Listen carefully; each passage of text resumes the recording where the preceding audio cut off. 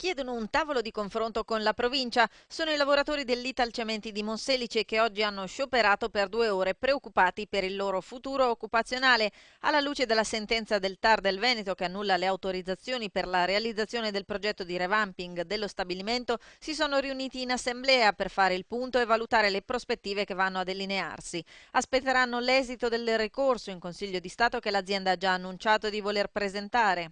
La sentenza noi la accogliamo e la accettiamo, non possiamo fare altro. È chiara l'intenzione da parte dell'azienda di ricorrere al Consiglio di Stato, è l'ultimo appello possibile, quindi questo un po' ci preoccupa.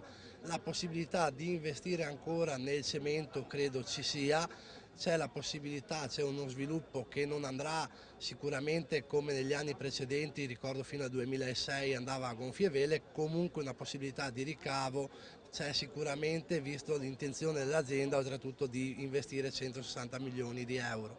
Per i 250 lavoratori tra diretti e dell'indotto ora si aprono due possibilità, o l'adeguamento dell'impianto oppure la chiusura di qui a qualche anno. Sì, la situazione ora è molto preoccupante per i lavoratori e vista la sentenza del TAR che prendiamo atto e rispettiamo, la prospettiva in questo momento è quella di correre il rischio di rimanere stritolati da questa situazione.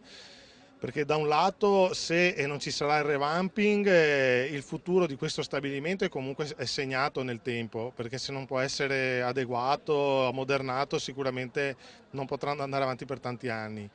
E dall'altro lato corriamo anche il rischio di avere all'interno della crisi, che è profonda qui nella bassa padovana, di avere un ulteriore problema che tra l'altro potrebbe allargarsi anche agli altri cementifici. Oggi con bandiere e striscioni si chiedono quale sarà il loro destino e dal suo canto anche l'azienda manifesta tutta la solidarietà e la preoccupazione per la situazione dei lavoratori. Alla luce della sentenza sul cementificio a Fumane e anche la sentenza fatta qualche giorno fa sull'Italcementi, c'è il rischio che a medio termine sia l'abbandono dell'industria del Veneto.